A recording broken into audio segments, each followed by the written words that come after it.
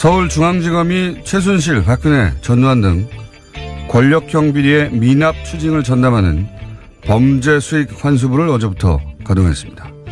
임시부서가 아니라 아예 상설부서로 국세청, 관세청 등 유관부서와 협력하고 국제적으로 형사사법 공조도 강화한다고 합니다.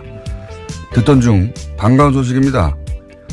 권력형 비리로 부를 축적한 자들에 대한 단죄는 그들이 축제한 자산을 끝까지 수익해 전액 국고로 환수해야지 제대로 마무리가 되는 거죠.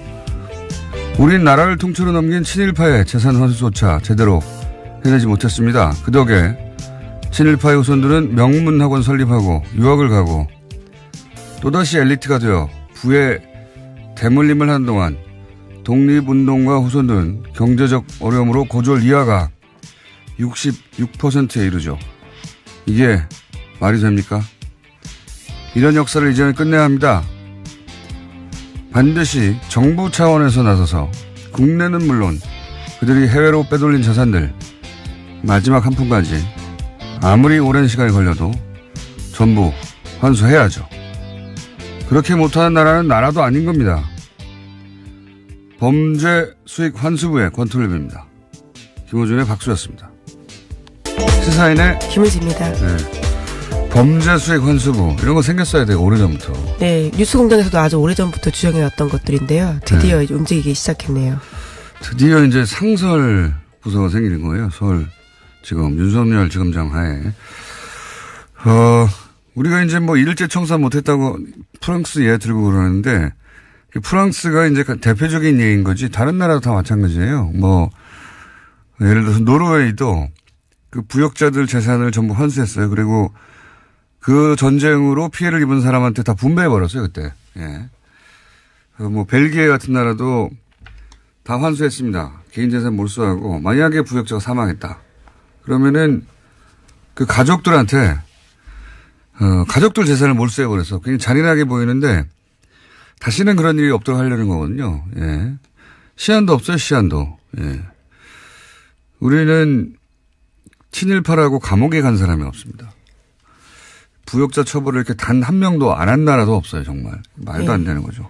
불행한 역사가 다시 반복되면 안 될 텐데요. 2016년 기준으로 보면 환수 금액이 3%도 안 된다라고 합니다. 그렇기 때문에 더욱더 이번에 출범한 것들에 대해서 박수를 쳐야 될 것 같은데요. 이게 1세대가 부역을 했어요. 근데 재산이 부역한 덕분에 늘었어요, 어마어마하게. 그러면 2세는 그 재산에 또 혜택을 누리는 겁니다. 그리고 또다시 권력 혹은 그 주변에 가서 또다시 그 혜택을 누리는 거예요. 반면에 그 싸운 사람들은 혜택을 못 입고 거꾸로 돼야 되는데 말도 안 되는 거거든요. 예.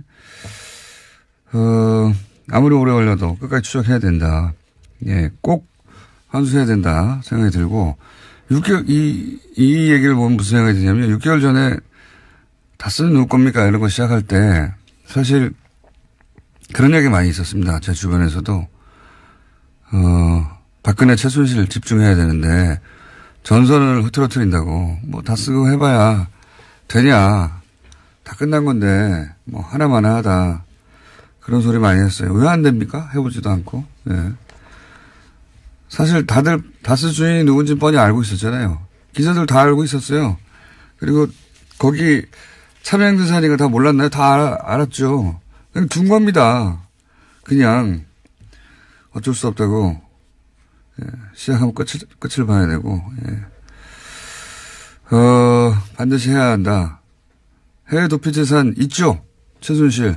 이명박 전 대통령도 저는 있는 것으로 알고 있습니다. 다 찾아내야 한다. 범죄 수익 환수. 이름 좋네요. 예, 다스 해외 공장에서 빠진 돈들이 있다라는 소식들은 몇 번 전해드린 바가 있는데요. 그것이 비자금으로 만들어진 게 아니냐라는 의심이 계속 사고 있습니다. 우리나라에서 이거 환수 제대로 안 하니까 다 해외로 빼돌리는 거 아니에요. 예. 그리고 1세대에서 뭐 감옥 좀 가고 그 재산은 고스란히 남아서 2세대가 또 누리고 또 부활하는 거예요. 최순실도 이 재산 다 뺏지 않으면 자기들이 일해서 번 돈이 아니지 않습니까? 다 환수해야 된다. 아무리 오래 걸려도. 기자들도 이런 거 모른 척하면 안 되는 거예요. 붙어가지고 끝까지 찾아야 되는 끝까지. 예. 제가 10년 동안 이명박 전 대통령 쫓아다녔듯이 끝까지 해야 되는 거예요. 자, 첫 번째 뉴스는 뭡니까? 네, 어제 우병우 전 민정수석의 1심 선고가 있었습니다. 최순실 사태를 방조한 책임이 크다면서 징역 2년 6개월을 선고했는데요. 재판부는 최순실 씨의 국정농단을 알면서도 민정수석으로서 어떤 조치도 취하지 않았다라고 밝혔습니다. 또 최순실을 모른다라고 했던 우 전 수석의 주장도 거짓이라고 판단했습니다. 뉴스가 문제가 아니라 김은지 기자가 지금 감기가 들어가지고 보니까. 예, 빨리 하도록 하겠습니다. 홍백맹이의 발음도 뭉개지고 큰일 났어요. 제 발음을 보완해줘야 되는데 비슷한 발음이 됐습니다. 자. 예, 방심하다가 감기 걸렸는데 다들 좀 조심하십시오. 우병우 전 수석은 최순실을 모른다고까지 부인했죠. 예. 네, 그래서 재판부가 반성하는 태도가 전혀 없다라면서 이에 대해서도 비판을 했습니다. 어떻게 모를 수가 있습니까? 이건 말도 안 되는 거고 재판부도 그 부분에 대해서 반성 안 한다고 그런 거예요. 어떻게 모를 수 있냐고. 알면서도 사실은 방관, 소극적인 거거든요. 그게 아니죠. 적극적으로 협조했죠. 예. 그런 정황 너무 많은데, 그리고 이 재판이 너무, 형량이 너무 낮지 않냐 하시는 분들도 있고, 그런 논란도 있을 수 있는데, 재판이 이게 끝이 아닙니다. 시작이에요. 예. 네, 또 다른 재판도 진행되고 있습니다. 현재 구속된 상태에서 재판을 받고 있는데요. 공무원과 민간인 불법 사찰 혐의에 대해서도 재판받고 있는 중입니다. 본인이 거의 무소불위의 권력을 누린 만큼 이제 끈떨어진 개인이 돼서, 예. 재판이 이렇게 끝나지 않고 점점 늘어날 겁니다. 예. 사실은 초기에 진작에 인정하고 갔으면 지금 좀 끝났을 수도 있어요. 더 파지 않고, 검찰이. 원래 이제 사건이 너무 많기 때문에 일일이 다 할 수 없거든요. 근데 그 구속영장 계속 기각되면서. 그렇죠. 계속 검찰이 더 팠거든요. 예. 혐의가 점점 늘어났습니다. 자, 우병우. 이제는 이제 박근혜 전 대통령밖에 안 남았네요. 소위 국정농단 사태 관련해가지고. 예, 다음 주에 우선 결심 선고가 있습니다. 박근혜 전 대통령도요. 자, 다음 뉴스는요? 네, 강원랜드 채용비리 관련 수사단이 채용비리 자체와 수사 외압을 동시에 수사하고 있는 중인데요. 이 수사단이 그제 최종원 전 춘천지검장 등에 대해서 압수수색을 진행했습니다. 이 사람들은 2016년, 2017년 강원랜드 사건을 수사했던 검찰의 주요 관계자인데요. 여기 압수수색 영장에 대해서 눈에 띄는 부분이 있습니다. 김순환 전 검찰총장이 피의자로 적시되어 있다고요. 오늘 아침 동아일보가 보도했습니다. 이거 대단한 겁니다. 예, 바로 직전 검찰총장이에요. 예. 검찰이 바로 직전 검찰총장을 피의자로 적시해서 압수수색 영장을 청구했다는 건 수사 의지가 지금 보통이 아니라는 거거든요. 예, 이게 이제 잘못 수사하면 큰일 난다. 이런 인식이 있는 것 같고, 이거 관련해서 이제 권성동 의원이 계속 화제가 될 수밖에 없는 게 그 이름이 채용 청탁하는 명단에 써 있거든요. 네, 예. 그렇죠. 또 대포폰에서 나온 통화 녹취에도요, 권 의원과 관련된 부분들이 있습니다. 그 최흥집 전 사장. 예, 강원랜드 사장이었습니다. 예, 채용 관련해서 거의 95% 이상, 전부죠, 전원. 예. 사실상 전원, 그 청탁 비리가 있는 그 채용 비리를 저지른 당사자예요. 예. 그 당사자인데 이분의 대포폰에서 그 통화 기록이 나옵니다. 권성동 의원과. 그리고 거기에 남아있던 그 녹취가 아니라 통화 음성 파일이죠. 예, 그렇죠. 그걸 왜 저장했는지 모르겠는데 음성 파일에서 권성동 의원과 이야기를 해봤냐 또는 고음장을 통해서 뭘 막아라 이런 수사 외압에 대한 정황이 나와요. 거기 이름도 나오고 통화 기록도 나오죠. 권성동 의원 이름이 채용 청탁 리스트에 옆에 써 있죠. 그리고 권성동 의원의 보좌관이었습니까? 비서관이었습니까? 예, 비서관이었습니다. 비서관도 채용 비리로. 네, 그건 다른 건으로요. 감사원이 특정감사에서 나온 내용입니다. 네. 그리고 거기 그 비서관의 그 컴퓨터를 압수하겠더니 거기에 권성동 의원한테 채용을 청탁하는 편지가 써 있어요. 예. 네, 그러한 내용으로 보이는 건데 본인은 부인하고 있긴 합니다. 본인이 쓰긴 썼는데 안 보냈다고. 안 줬다라고 하고 있죠. 예. 간직한 거죠, 간직. 근데 이거 관련해서는 제가 오늘 꼭 이 얘기를 해야 되겠습니다. 네. 남의 방송사 방송이긴 한데 블랙하우스를 한번 보셔야 돼요. 예. 여기서 강유미 씨가 이 권성동 씨를 찾아갑니다. 진짜 깜짝 놀랄 만한 장면인데요. 저도 그 부분만 봤는데 예, 강유미 씨 정말 대단한 것 같습니다. 예, 기자들도 이렇게 못하거든요. 예, 강유미 씨가 권성동 법사위원장 법사위원장의 검찰 출신의 삼선의 막강한 권력에 개인적인 캐릭터도 대단히 까칠합니다. 예, 기자들도 굉장히 어려워한 국회의원이죠. 예. 찾아가지고 꽃을 들고 가가지고 예. 예. 국회에 몇 명 꽂으셨냐고 직접 예. 물어봅니다. 강원랜드에 몇 명 꽂았냐라고. 예. 복장도 굉장히 남다르던데요. 예. 네. 상 받아야 한다. 전 기자상 받아야 된다고 봅니다. 기자들도 그렇게 못하거든요. 예. 예, 놀라운 장면이었습니다, 정말. 현직 기자로 그 장면 어떻게 보셨어요? 아, 강유미 씨 정말 대단하다라는 생각밖에 안 들었는데요. 그 누가 시키신 건지 그 제작진도 정말 지독하다라는 생각을 했습니다. 물론 가라는 사람은 저지만 네, 그렇게 잘 해낼 줄 몰랐어요. 자, 못 보신 분들은 재방송 보세요. 재방송. 여기에 대해서 권성동 의원이 자꾸 이제 거론되니까 노회찬 의원에 대한 공격이 시작됐습니다. 네, 네. 자유한국당이요. 노회찬 정의당 원내대표의 비서관 출신이 법무부에 공채 채용 둔 걸 두고 시비를 붙이고 있습니다. 그러자 노회찬 원내대표가 1%라도 개입한 사실이 있다면 의원직을 그만두겠다라고 맞받았는데요. 또한 강원랜드 부정 채용 청탁 의혹을 받고 있는 자유한국당 의원들에게도 같은 취지의 공개 약속을 하라고 역공에 나섰습니다. 이 강원랜드는 그 청탁 의혹 대상이 된 의원들이 있는데 전현직 7명이 다 자유한국당이거든요. 근데 이제 이게 이제 불리한 상황이다 보니까 역공을 그리고 가장 이 문제 제기를 공개적으로 세게 하는 분 중에 하나가 노회찬 의원이에요. 같은 법사위에 또 있기도 하고요. 네, 법사위에 있다 보니까 노회찬 의원에 대해서 이제 노회찬 의원의 전직 보좌관이었습니까? 비서관이군요. 예, 비서관 중에 한 사람이 사임을 한 이후에 예, 법무부에 공개 채용이 됐다고 네, 공채로 들어간 건데요. 그러니까 이게 이제 법사위에 있는 국회의원의 비서관이 관두고 나서 법무부에 갔으니까 법사위가 사실은 뭐라고 합니까? 피감기관이 되는 법사위 피감기관이 되는 곳에 갔으니까 문제 제기를 한 겁니다. 이거 일종의 채용 비리 아니냐라고 이제 잘못 건드렸죠. 예, 이건 제가 보기엔 노회찬 대표를 잘못 건드린 거라고 봅니다. 이런 사안은 전투력도 빵빵하고요. 이렇게 말했죠. 제가 보낸 사람이 아니라 저를 떠난 사람이라고 한마디로 네. 압축해가지고 노회찬 대표는 저희가 고정이긴 한데 사안이 긴급 발생하여 3부에서 인터뷰 잠깐 하려고 합니다. 네, 기다려 주시고요. 다음 순 뭡니까? 네, 통일부가 어제 김영철 북한 노동당 중앙위원회 부위원장을 단장으로 하는 북한 고위급 대표단이 오는 25일부터 2박 3일 일정으로 온다고 밝혔습니다. 평창 동계올림픽 폐막 행사 참석을 위해서인데요. 김영철 부위원장은 대남 정책을 총괄하고 있는 당 통일전선 부장을 맡고 있습니다. 그렇군요. 요건 관련해서는 저희가 정세현 전 통일부 장관하고 또 잠시 후에 인터뷰를 할 예정인데 이 관련 보도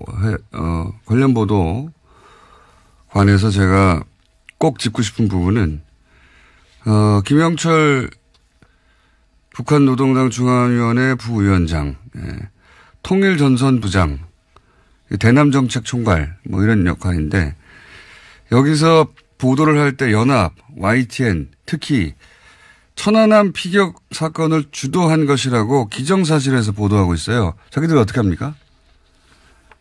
자기들이 북한에 가서 들었대요? 이게 이제 프레임이거든요. 그러니까 이제 지금 김영철 통전부장이 오는 것이 이게 우리로 치면 국정원이 하는 역할이라고 해야 될까요? 예. 이거 자세히 이제 제가 정세현 전 장관하고 얘기하겠는데 보도가 다 주도했다고 나와요. 어떻게 합니까? 제가 그게 궁금합니다. 어떻게 하는지. 요걸로 이제 아마도 천안함을 피격한 사람이 맞는데 이걸로 이제 그 회담을 한다고 공격하려고 하는 것 같아요. 보수 진영에서. 네, 현재 자유한국당이 그런 스탠스를 취하고 있습니다. 자유한국당은 그렇게 공세를 취할 수 있는데 연합하고 YTN은 특히 계속 보도 이렇게 하던데 주도한 지 어떻게 하냐고요, 당신들이. 기사를 그냥 주도했다고 계속 쓰던데. 자, 이거 큰 문제입니다. 기정사실화 하는 거거든요. 보도를 할 때. 다음 순 뭡니까? 네, 대법원 출입기자단이 이재용 삼성전자 부회장 2심 판결문을 공개했던 오마이뉴스에 대해서 1년 출입정지라는 중징계를 내렸습니다. 오마이뉴스가 지난 9일에 공범자 이재용, 피해자 이재용, 엇갈린 1, 2심 판결문 전문 공개라는 제목으로요. 2심 판결문 전문을 실어서 보도한 바가 있습니다. 그에 대해서 기자단 내규 위반이라면서 징계 한 건을 올렸고요. 그리고 그런 징계를 확정했다라고 합니다. 원래 뭐 기자단들끼리 자신들만의 규율 혹은 내규 이런 게 있어요. 왜냐면은 안 그러면 경쟁 속에서 엠바고가 깨지기도 하고. 근데 이제 판결문을 공개한 것에 대해서 원세훈 판결문 때는 공개했는데 이런 문제 제기가 없었습니다. 예, 2014년 9월 25일에요. 똑같이 오마이뉴스가 원세훈 전 국정원장의 판결문 전문을 공개한 바가 있는데요. 그에 대해서는 문제 제기하지 않았습니다. 그렇게 예를 들어서 법원에서 중요한 판결 나왔을 때 이게 이제 너무 빨리 공개되거나 전문을 공개해버리면 이제 법원에서 협조를 받을 수 없다. 예, 그런 취지의 주장들을 하고 있는 건데요. 그런 건데 기자단 쪽에서. 지금 1년 동안 출입을 못하게 해버린 거잖아요. 이거는 아무리 봐도 과한데 이건 저희가 직접 입장 한번 들어보겠습니다. 예, 오마이뉴스 측의 입장 한번 들어보고 출입기자단의 입장도 누가 인터뷰에 응할지 모르겠는데 삼성이라서 너무 과하게 때린 게 아닌가 하는 문제 제기가 있을 수 있습니다. 자, 다음 뉴스는요. 네, 트럼프 관련된 소식도 전해드리겠는데요. 도널드 트럼프 미국 대통령이 지난 14일에 플로리다주에서 있었던 총격 사건에 대해서 놀라운 제안을 했습니다. 그에 대한 대책으로 교사의 무장을 제안한 건데요. 훈련받은 교사가 총을 휴대하는 방안을 검토하겠다라고 이야기했습니다. 예, 또 특수훈련을 받은 교사가 총기를 소지한다면 누구도 총을 가질 수 있지 않은 상황을 피할 수 있다라는 식의 주장도 했습니다. 그러니까 트럼프의 주장은 전 국민이 다 총을 가지면 네, 맞서 싸우라는 총기 거죠. 사고가 안 난다는 주장이 정신 상태를 점검해야 돼요. 진짜 이게 말이 됩니까? 이렇게 된다는 얘기는 보안관이 교사가 돼야 된다는 거예요. 전부 다. 예, 심지어 피해자 학생과 부모 앞에서 이런 식의 이야기를 했습니다. 야, 그러면서 총선 학생이 아픈 사람 정신건강이 문제라고 그러는데 본인 정신건강을 점검해야지 어떻게 학생들 문제 제기한 거 이거거든요. 어떻게 고등학생이 기관총을 살 수 있냐. 네. 반자동 소총을 살 수 있냐. 반자동 소총이지 자동으로 쏘는 거거든요. 네, 그럼 전쟁 무기라는 전쟁 무기. 주장을 하고 있습니다. 예. 전쟁 무기죠. 제가 말씀드렸잖아요. 슈퍼에 가면 살 수 있다고. 신분증을 하시라면. 그러면은 그렇게 팔 수 없게 만들어야 된다. 이게 정상적인 반응이잖아요. 그게 아니고 선생님들이 이제 총을 들고 다니면 된다. 이게 어떻게 이게 말이나 되는 소리입니까? 예, 심지어 그 자리에 있었던 학생들이 호주 예를 들면서요. 호주 같은 경우에는 판매 금지에서 굉장히 의미가 있게 됐다. 총격 사건 제로였다라고 이야기했는데요. 제안을 다르게 한 겁니다. 호주에서도 한 20여 년 전에 이런 이제 학생들이 이제 이 반자동 소총 들고 와가지고 비싼 사건이 있었어요. 즉각 금지했죠. 그래서 총기 판매를. 그래서 없어져 버렸어요. 네, 학교 그렇습니다. 내에서 이런 총기 사고가. 근데 미국은 학교 내 총기 사고가 이게 한 번이 아니거든요. 그때 대통령 거기다 대고 이제 교사가 총을 소지하면 된다고. 네, 그래서 지금 미국의 10대들은요. 미 넥스트 운동을 벌이고 있습니다. 해시태그를 해서 다음은 내가 될 수도 있다라는 이야기를 하고 있는 거죠. 제정신이 아닙니다. 이건 제정신이 아니라고 해줘야 돼요. 그냥. 어떻게 이럴 수가 있습니까? 대통령이 할 수 있는 말이 아니죠. 그래서 선생님들이 총을 빨리 사서 그 학생을 제압했으면은 금방 끝났을 텐데 이렇게 말했다는 거 아닙니까? 이게 제정신입니까? 이거 제정신이 아니에요. 그냥 누구도 생각해낼 수 없는 논리예요. 근데 대통령이 피해 학생 앞에서 이렇게 그렇죠. 얘기한다는 게 그것도 불러가지고 정말 위례와 제안을 하는 자리에서 네. 나름의 제안을 한다고 이런 이야기를 한 겁니다. 야, 백악관에서 불러가지고 피해자 학생들하고 학부모도 불렀죠, 어째. 예. 정말 말도 안 되는 사람입니다. 말도 안 되는 사람. 자, 여기까지 하겠습니다. 시사인의